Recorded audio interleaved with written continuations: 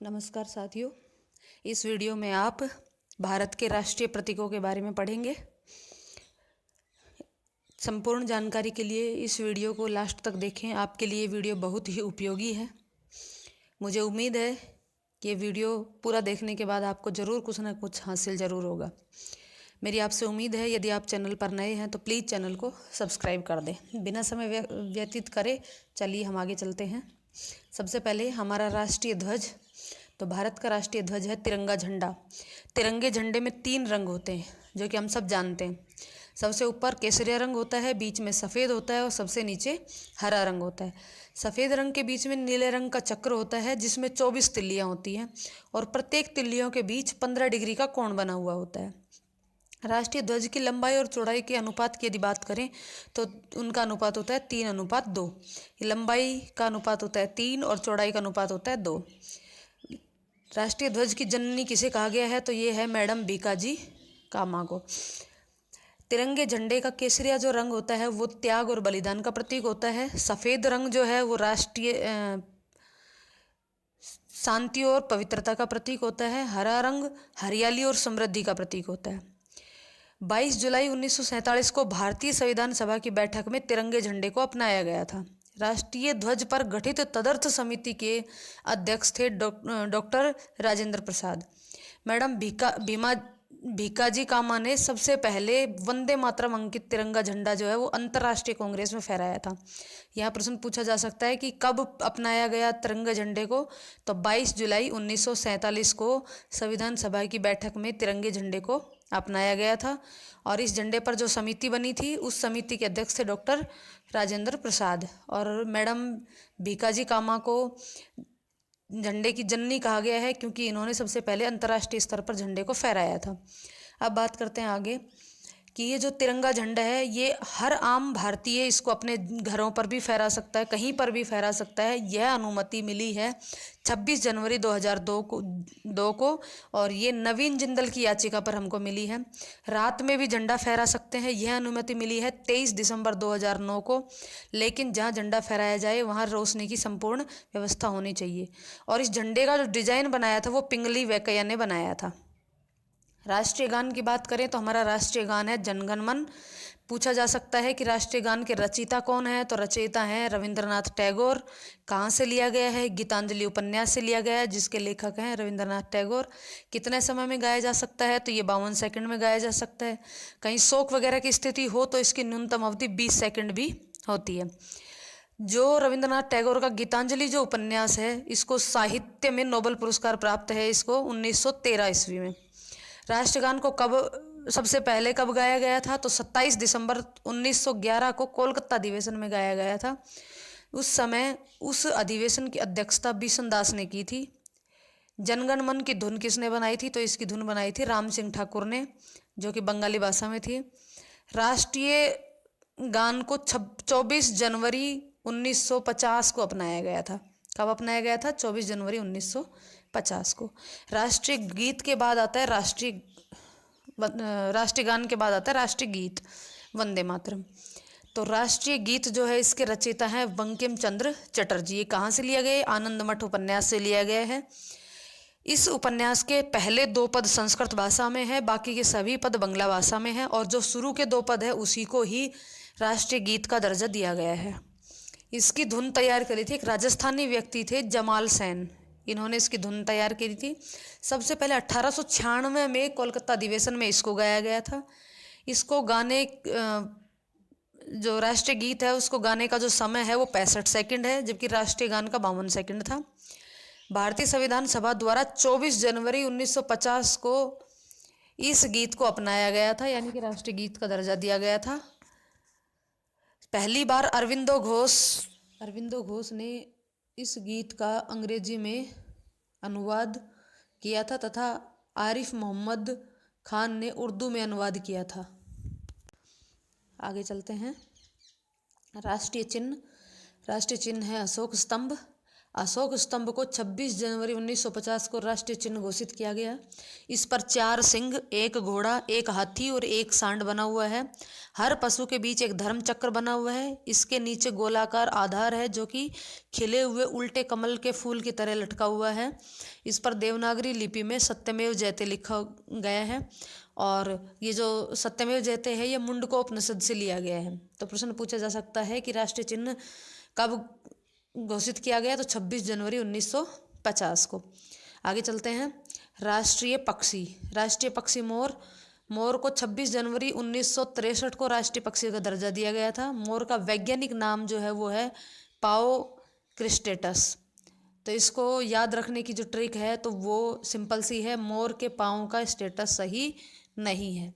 पाओ, मोर के पाव से पाओ, मोर से मोर याद रह जाएगा, स्टेटस से क्रिस्टेटस, का स्टेटस यानी क्रिस्टेटस। तो ये थी इसकी ट्रिक। तो चलिए आगे चलते हैं। राष्ट्रीय पशु बाघ को 18 नवंबर 1972 में भारत का राष्ट्रीय पशु चुना गया। इसका वैज्ञानिक नाम है पैंथेरा टाइग्रेस लियंस। ध्यान रहे, पैंथर, टाइगर, लॉयंस तीनों से ही मिलकर के बन गया। सिंपल सा है, पैंथर, टाइगर, लॉयंस, याद रख लेना। 1972 से पहले भारत का जो राष्ट्रीय पशु था वो शेर हुआ करता था। सबसे ज़्यादा बाघ जो है वो मध्य प्रदेश में है। मध्य प्रदेश को बाघों का घर कहा जाता है। अगर हम राजस्थान की बात करें तो रणथंभौर को बाघों का घर कहा जाता है। राजस्थान में 3 रिजर्व हैं, बाघ रिजर्व है, टाइगर रिजर्व हैं। पहला है रणथंभौर सवाई माधोपुर, दूसरा है सरिस्का अलवर और तीसरा है मुकुंदरा टाइगर रिजर्व कोटा। चौथा बनने की तैयारी है। 3 रिजर्व ध्यान रखने हैं राजस्थान के, रणथंभौर, सरिस्का और मुकुंदरा। भारत में 17 राज्यों में 49 बाघ रिजर्व केंद्र हैं। 17 राज्यों में 49। राजस्थान में 3 तो हैं, चौथा टाइगर रिजर्व बनाने की कवायद चल रही है। यह बूंदी जिले के रामगढ़, हिंडोली, डाबी व कालंदा के जंगलों में बनाया जाएगा। बाघों को बचाने के लिए अप्रैल 1973 में टाइगर प्रोजेक्ट शुरू किया गया था। अंतर्राष्ट्रीय बाघ दिवस 29 जुलाई को मनाया जाता है, जिसकी शुरुआत 2010 से की गई थी। टाइगर मैन के रूप में कैलाश साखला को जाना जाता है। इनकी जो पुस्तकें थी वो थी the returns of tiger, the tiger, tigerland, story of Indian tiger, bird sanctuary of Bharatpur, wild beauty national park और गार्डन ऑफ गोड्स। ये इनकी कैलाश साखला की पुस्तकें थी। कैमल मैन के रूप में अशोक टांक को जाना जाता है, ये भी ध्यान रखना। आगे चलते हैं। राष्ट्रीय विरासत पशु के रूप में एशियाई हाथियों को दर्जा दिया गया था अक्टूबर 2010 में। हाथी दांत की चूड़ियाँ जो है वो जोधपुर और जयपुर की प्रसिद्ध है। हाथी दांत की चूड़ियों पर चित्रकारी, हाथी दांत पर चित्रकारी करने वाले जो कलाकार हैं उनका नाम है मूलचंद, और वो जिस शैली में चित्रकारी करते हैं उस शैली का नाम है अलवर शैली। तो ध्यान रहे, हाथी दांत पर चित्र बनाने वाले कलाकार का नाम मूलचंद है और हाथी दांत की चूड़ियाँ जयपुर और जोधपुर की फेमस है। आगे चलते हैं। राष्ट्रीय वृक्ष। तो राष्ट्रीय वृक्ष हमारा बरगद को वट वृक्ष भी कहते हैं। बरगद को 1950 में राष्ट्रीय वृक्ष का दर्जा दिया गया था। यह एकता का प्रतीक माना जाता है। इसकी जो जड़ें लटकती है बहुत सारी, उनको एकता का प्रतीक माना जाता है। इसका वैज्ञानिक नाम है फाइकस बेंगालेसिस। इसको याद रखने की ट्रिक है, ऐसा फेंको कि बरगद की बगल से जाए। ऐसा फेंको कि बरगद की बगल से जाए। इसको कल्प वृक्ष भी कहते हैं। कल्प वृक्ष का मतलब होता है इच्छा पूरी करने वाला वृक्ष। चलिए आगे चलते हैं। राष्ट्रीय फूल। तो सिंपल सा हम सबको पता है, राष्ट्रीय फूल कमल है। कमल का वैज्ञानिक जो नाम है वो है निलुम्बो न्यूसीफेरा गेटर्न है। निलुम्बो न्यूसीफेरा गेटर्न। इसको याद रखने की सिंपल सी ट्रिक है, नील अम्बू न्यू ही सपेरा गिण। नील अम्बू न्यू ही सपेरा गिण। नील अम्बू यानी कमल, नील का अम्बू का मतलब होता है जल। राष्ट्रीय खेल है हमारा हॉकी। हमारा राष्ट्रीय खेल क्या है? हॉकी है। 1928 से 1956 तक हॉकी का स्वर्ण काल था। मतलब कि उस समय बहुत सारे स्वर्ण पदक जीते थे। भारत ने ओलंपिक में 6 स्वर्ण पदक जीते थे। उस हॉकी का जादूगर किसे कहते हैं? तो मेजर ध्यानचंद को हॉकी का जादूगर कहते हैं। और इन्हीं के जन्मदिन के दिन खेल दिवस मनाया जाता है 29 अगस्त को। आगे चलते हैं। राष्ट्रीय फल, तो हमारा राष्ट्रीय फल है आम। आम हमारा राष्ट्रीय फल है। मुगल बादशाह ने बिहार के दरभंगा में 1 लाख से भी अधिक आम के पौधे लगवाए थे, इसलिए इसे लाख की बाग के नाम से भी जाना जाता है। और आम के पेड़ का जो वैज्ञानिक नाम है वो है मेंजीफेरा इंडिका। Mangifera indica. इसको याद रखने की ट्रिक जो है वो है मज़ेदार। मेंजीफेरा मज़ेदार फल आम है, इंडिका यानी इंडिया का। मज़ेदार फल आम है इंडिया का। आगे चलते हैं। राष्ट्रीय पिता। राष्ट्रीय पिता किसको कहा गया है? महात्मा गांधी को राष्ट्रीय पिता कहा गया है। गांधी जी को राष्ट्रीय पिता की उपाधि किसने दी? सुभाष चंद्र बोस ने।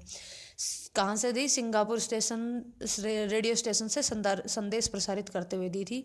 फिर बात आती है महात्मा गांधी को महात्मा की उपाधि किसने दी?